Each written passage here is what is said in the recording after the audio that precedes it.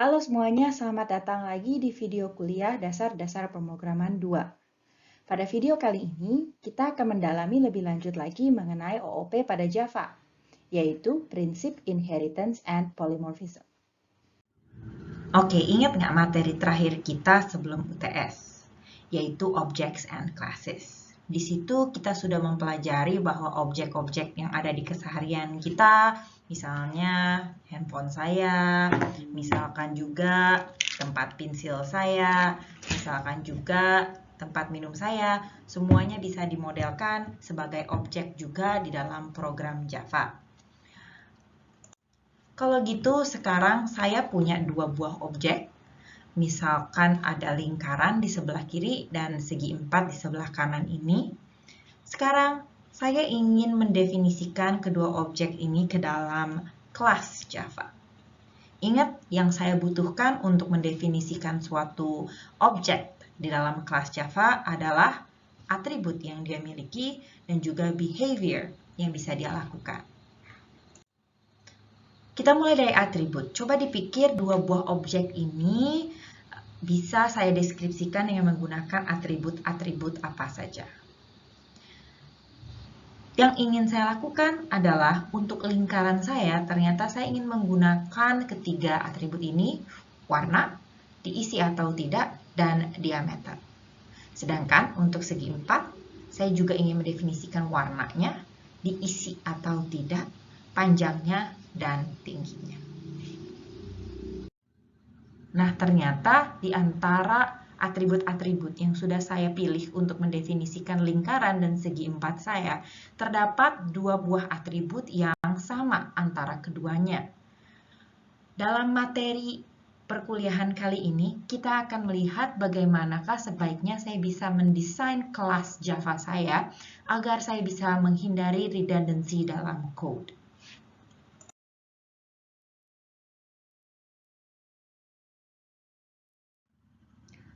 Kalau saya perhatikan atribut-atribut yang in common di antara kedua objek saya ini, ternyata saya bisa memikirkan beberapa objek-objek lain yang mungkin akan fit the same model yang ingin saya bangun dari objek saya ini. Jadi, daripada saya membuat kelas yang terpisah antara si lingkaran dan si segi 4, saya mendefinisikan suatu objek yang lebih general, yaitu simple geometric object. Code lengkap dari Simple Geometric Object dapat dilihat pada tautan yang ada pada slide. Untuk melihat detail dari Simple Geometric Object ini, silakan pelajari UML diagram yang saya tampilkan di sebelah kiri slide. Dapat dilihat bahwa ada 3 buah atribut yang dimiliki oleh Simple Geometric Object, color dan field. Keduanya adalah atribut in common yang sudah kita lihat sebelumnya, dan juga ada satu lagi yaitu tanggal dibuatnya objek tersebut. Kemudian di bawahnya kita lihat ada method-method yang menggambarkan behavior dari simple geometric object yang dapat berlaku pada kedua objek yang sudah kita definisikan sebelumnya. Ingat bahwa ada 2 buah constructor dan sisanya adalah method pada kelas tersebut. Di sebelah kanan sudah saya cuplik sedikit dari code-nya. Dapat dilihat bahwa dalam deklarasi kelas Simple Geometric Object sudah dideklarasikan 3 buah private attributes, yaitu color, field, dan date created. Sekarang saya akan melihat deklarasi objek circle from Simple Geometric Object dan juga rectangle from Simple Geometric Object. Code lengkapnya dapat diakses pada tautan pada slide ini. Silakan di-pause videonya. Apakah Anda melihat sesuatu yang berbeda pada deklarasi kelas ini? Pada kelas Circle from Simple Geometric Object, dapat dilihat bahwa ditulis dia adalah ekstensi dari Simple Geometric Object. Untuk rectangle from Simple Geometric Object, dia juga extend Simple Geometric Object. Kira-kira apa yang dimaksud dengan extend di sini? Di sini kita akan mulai memperkenalkan diri dengan dinamakan dengan superclass dan subclass. Kalau di sini subclassnya ada dua, yaitu circle dan rectangle yang sudah kita lihat sebelum ini. Ingat bahwa circle dan rectangle masing-masing memiliki beberapa properti atau data field yang unik untuk mereka sendiri, yaitu double untuk circle dan width dan height untuk rectangle. Akan tetapi, keduanya, baik circle maupun rectangle, merupakan subclass dari suatu superclass yang kita kenal dengan nama geometric object. Nah, si geometric object ini sebelumnya juga sudah kita lihat bahwa dia memiliki beberapa properti atau data field, yaitu string color, field atau tidak, dan juga tanggal pembuatannya. Nah, karena geometric object adalah superclass dari circle dan rectangle, maka semua data field ini akan diwarisi atau diturunkan kepada anak-anaknya, yaitu circle dan rectangle. Dengan kata lain, baik kelas circle maupun rectangle akan juga memiliki data field string color, field atau tidak, dan date created. Selanjutnya, kita lihat bahwa di geometric object juga terdapat beberapa method-method yang dia miliki. Nah, method-method ini juga akan diturunkan atau diwarisi kepada baik circle maupun rectangle. Dengan demikian, circle akan memiliki semua method dan data field dari geometric object plus miliknya dia sendiri, begitu pula dengan rectangle. Perlu diperhatikan di sini constructor dari geometric object. Di sini constructornya ada dua. Nah, constructor ini tidak diturunkan kepada circle dan rectangle. Untuk mengetahui lebih lanjut mengenai constructor ini, kita akan bahas lebih lanjut dan detailnya dapat Anda lihat di modul atau slide yang ada di Scaling. Nah, sekarang kita sudah tahu ya bahwa konstruktor punya superclass tidak otomatis diwariskan terhadap subclassnya. Di dalam subclass juga saya nggak bisa memanggil konstruktor superclass begitu saja. Saya perlu menggunakan keyword super. Keyword super ini bisa untuk saya memanggil konstruktor ataupun method dari superclass. Namun perhatian, perlu dilihat ada caution pada slide ini, silakan diperhatikan. Untuk demonstrasi bagaimanakah ada pemanggilan konstruktor pada subclass ke superclass, silakan perhatikan animasi pada slide-slide berikut ini. Jadi untuk contoh pertama, saya memanggil konstruktor circle from simple geometric object yang default tanpa argumen. Apa yang dia lakukan? Secara default, dia akan memanggil konstruktor tanpa argumen juga punyanya geometric object sebagai superclass. Dan ingat di circle tadi punya radius yang unik terhadap circle dan itu diset ke default. Contoh berikutnya, saya memiliki konstruktor circle dan di konstruktor circle itu saya akan mengirimkan argumen radiusnya. Yang terjadi pertama kali adalah saya memanggil secara implisit superclass konstruktor default yang tanpa argumen dan kemudian radiusnya saya set. Untuk contoh ketiga, saya memanggil konstruktor circle dengan ketiga buah argumen ini. Untuk argumen warna dan field, saya kirim lagi ke konstruktor superclass, bukan yang default, dan saya invoke secara eksplisit dengan menggunakan keyword super. Setelahnya, baru atribut radius yang unik untuk circle saya set.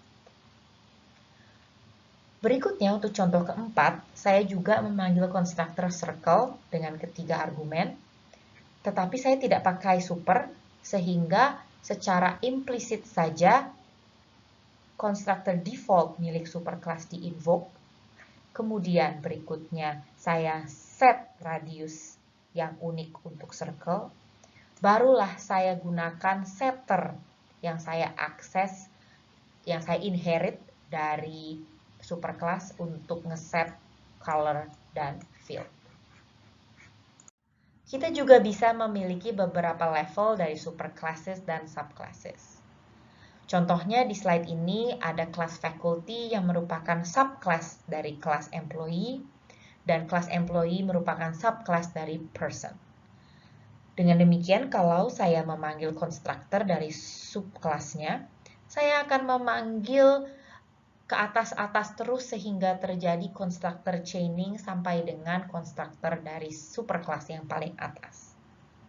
Perhatikan di sini saya memanggil konstruktor faculty yang tanpa argumen, yang secara implisit pasti memanggil konstruktor superkelasnya yaitu employee. Dan kebetulan di sini employee memanggil konstruktor dirinya sendiri yang overloaded, yang ini, yang secara implisit akan memanggil lagi konstruktor ke superkelasnya yaitu person. Apa yang akan terjadi ketika saya punya superkelas yang tidak punya konstruktor default? Seperti ini, saya mempunyai kelas apple yang merupakan subclass dari fruit. Dan di sini ternyata saya punya fruit, tetapi konstruktornya adalah konstruktor yang punya argumen, tidak punya konstruktor default. Apa yang akan terjadi? Pastinya akan terjadi error. Ketika kita mendefinisikan suatu superclass, kita sudah tahu bahwa secara otomatis si subclass pasti akan mewarisi properti dan method dari superclassnya. Akan tetapi, jika kita masih ingin memodifikasi subclass tersebut lebih lanjut sesuai dengan kebutuhan, kita dapat melakukan hal-hal berikut ini. Kita dapat menambahkan properti tambahan yang dibutuhkan oleh subclass. Kita dapat mendefinisikan method baru yang sebelumnya tidak ada dari superclassnya. Dan terkadang, walaupun kita sudah mewarisi method dari superclass, implementasinya kurang pas jika diterapkan kepada subclass secara khusus. Maka kita dapat mendefinisikannya secara ulang dan melakukan overriding. Di sini ada contoh di mana kita dapat memanggil method dari superclass apa adanya dari subclassnya. Jadi kita dapat menulis method print circle pada kelas circle dengan sebagai berikut. Dia mengakses method getDateCreated di sini yang dimiliki oleh superclassnya. Jadi kita dapat memanggilnya super.getDateCreated. Dengan begini, kita memanggil apa adanya method getDateCreated milik superclass geometric object. Akan tetapi, kalau kurang pas ya suatu implementasi method dari superclass, kita juga dapat mendefinisikannya ulang. Dengan demikian, implementasi method pada superclass kita override sama sekali, kita ganti dengan implementasi baru, dengan definisi baru pada subclass. Contohnya seperti method toString berikut ini. Hati-hati, di sini kita sudah mengenal dua konsep yang berbeda mengenai overriding dan overloading methods. Untuk overloading methods di sebelah kanan sudah kita pelajari di bab methods, di mana kelas A yang merupakan subkelas dari B sebelumnya sudah mewarisi method P ini. Tetapi di dalam subkelas A terdapat definisi baru untuk method P yang overload method sebelumnya yang diwarisi. Perhatikan bahwa parameter listnya berbeda. Dengan demikian, method yang baru ini tidak menggantikan, tetapi akan mengoverload method yang sebelumnya diwarisi dari B tersebut. Di sisi lain, konsep overriding akan menggantikan sama sekali method yang ada pada B tersebut. Jadi di sini sama ya, subclass A kita merupakan subclass dari superclass B, dan sudah mewarisi method P sebelumnya. Tetapi pada implementasi subclass A, kita memiliki suatu definisi method P dengan parameter list yang sama persis dengan punyanya superclass. Definisi sama persis dan juga signature-nya sama persis. Dengan demikian, method baru ini akan override atau menggantikan sama sekali method yang sebelumnya diwarisi dari B. Di Java, kita dapat menggunakan banyak sekali kelas, dan kita juga dapat mendefinisikan kelas apapun yang kita mau untuk memodelkan objek. Semua kelas yang ada di Java, baik yang kita reuse maupun yang kita definisikan, adalah subkelas dari kelas objek milik Java. Jika kita tidak mendefinisikan inheritance pada kelas yang kita buat, secara implisit yang kita lakukan itu sama dengan selalu mengextend kelas objek. Dengan demikian, kalaupun kita tidak mendefinisikan konstruktor, kita memanggil konstruktor objek. Maka itu ketika kita menggunakan konstruktor yang kosong, sebetulnya kita tetap memanggil konstruktor objek. Dan apalagi ya, method yang secara otomatis diinherit dari kelas objek tersebut.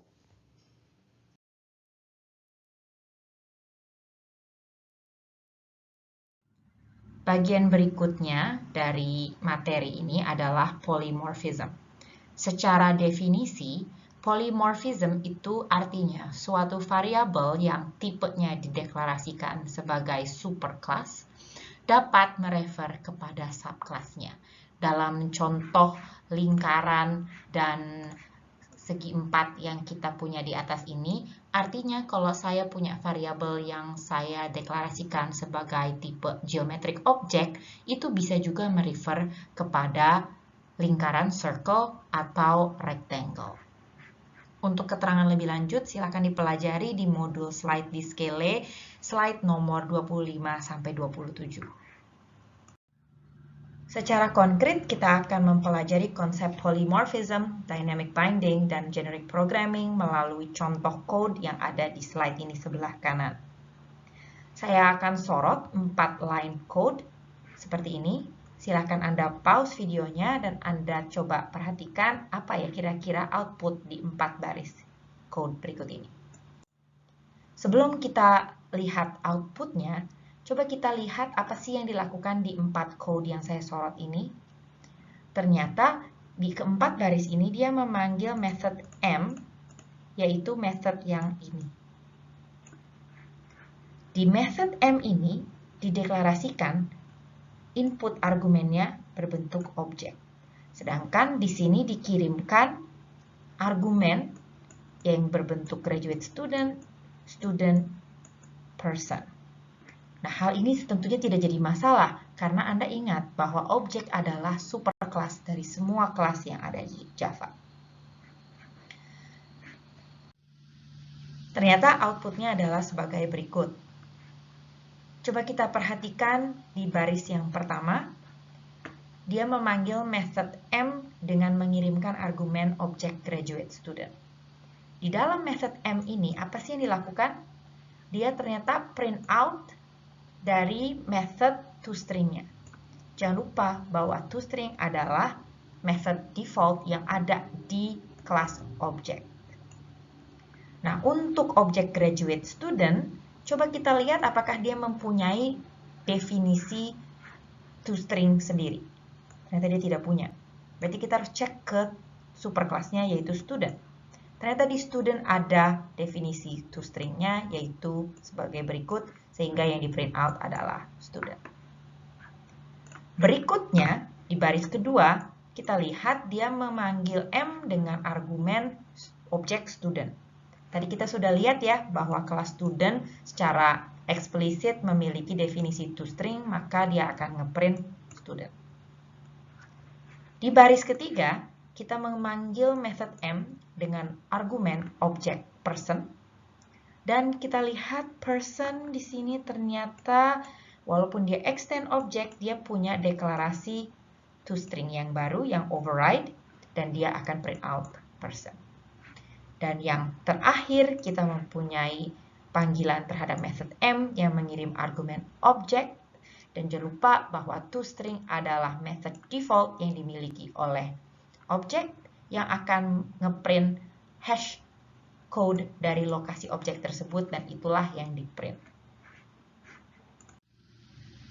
Pada contoh di slide sebelum ini, kita akan memperhatikan method M sebagai berikut. Sudah disebutkan bahwa method M menerima argumen dalam bentuk atau type objek.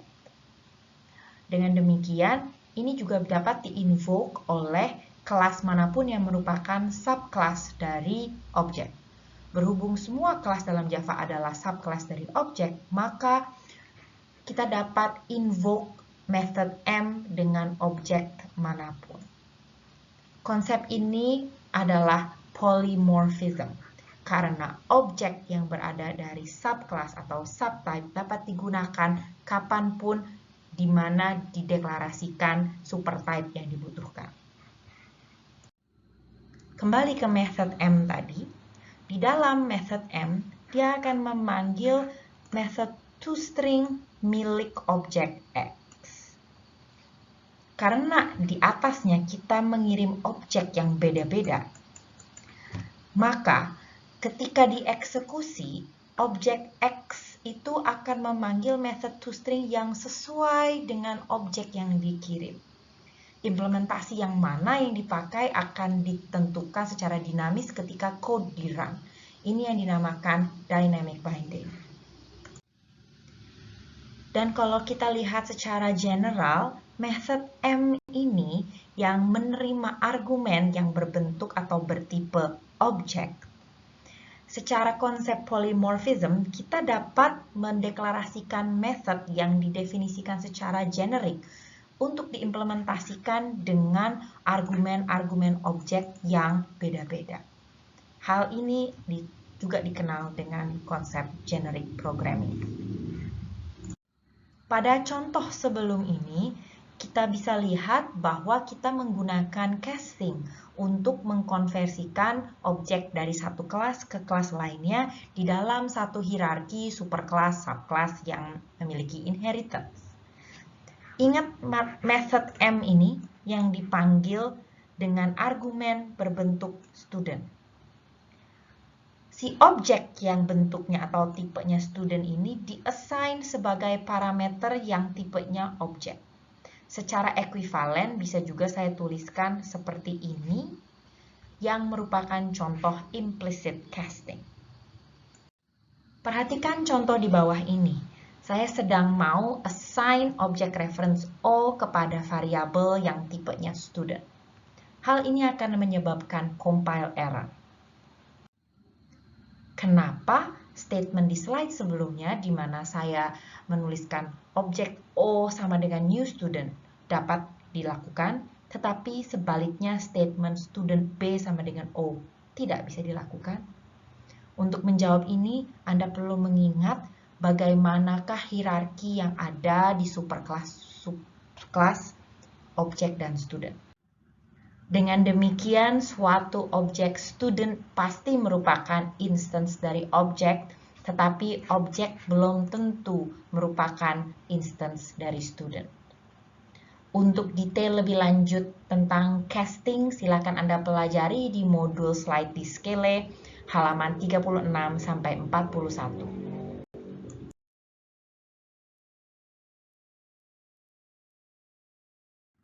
Ada beberapa method yang mungkin of interest ketika Anda ingin mengimplementasikan kelas sesuai dengan materi kuliah kita ini. Yang pertama adalah operator instance of yang bisa mengecek apakah objek adalah instance dari kelas. Contohnya dapat dilihat di slide ini. Terdapat juga method equals yang membandingkan dua buah objek dan isinya apakah sama atau tidak. Secara default, di dalam kelas objek, jangan lupa kelas objek adalah superkelas dari semua kelas di dalam Java, implementasinya adalah sebagai berikut. Perhatikan bahwa dia akan menyatakan dua buah objek itu sama jika objeknya sama dengan objek yang dikirim. Tetapi method equals ini dapat di-override sesuai dengan definisi yang kita butuhkan dalam implementasi kita. Contohnya dalam kelas circle, kita dapat mengimplementasikan override method equals dan menyatakan bahwa dua buah circle itu sama jika radiusnya sama. Sebagai berikut. Nah, ingat bahwa di default dia menggunakan sama dengan sama dengan. Sama dengan sebelumnya sudah kita pakai untuk primitif data, integer 1 sama dengan 1 misalkan. Tetapi di dalam konsep objek, operator sama dengan ini sangat kuat, lebih kuat daripada method equals. Sama dengan artinya apakah dua reference dari objek itu menunjuk pada objek yang benar-benar sama. Jadi ada di lokasi yang sama, deklarasinya sama. Tetapi method equals ini dapat kita definisikan, contohnya di implementasi circle yang sudah saya contohkan ini, walaupun dua buah objek ini tidak merupakan objek yang exactly sama, jika radiusnya sama bisa dianggap equals. Kita juga akan mengingat dan mereview visibility modifiers. Apakah Anda ingat? Ada modifier public, private, dan lain sebagainya. Terdapat juga modifier protected yang dapat digunakan untuk data dan method dalam suatu kelas. Kalau sebelumnya kita sudah kenal yang public dan juga yang private, terdapat juga yang protected ini yang bisa dilihat dari luar kelas hanya oleh kelas lain dalam package yang sama atau subclass-nya. Jika dirangkum, accessibility modifier dapat dijabarkan sebagai berikut. Saya akan menyorot modifier protected. Sebuah variabel atau method yang protected dalam suatu kelas tentunya bisa diakses dari kelas yang sama, tetapi juga dapat diakses dari package yang sama dan juga dari sebuah subclass. Detailnya dapat dilihat pada slide 48 sampai 50. Yang terakhir terkait modifier, terdapat satu lagi modifier cukup penting yaitu modifier final. Sebuah kelas yang final tidak bisa di-extend, sama seperti variabel final yang sudah kita lihat sebelumnya tidak dapat diubah, dan suatu method yang final tidak dapat di-override atau didefinisikan ulang di subclass-nya. Dengan demikian, sampailah kita di akhir video kuliah Dasar-Dasar Pemrograman 2 bagian Inheritance dan Polymorphism. Sampai ketemu di video kuliah selanjutnya.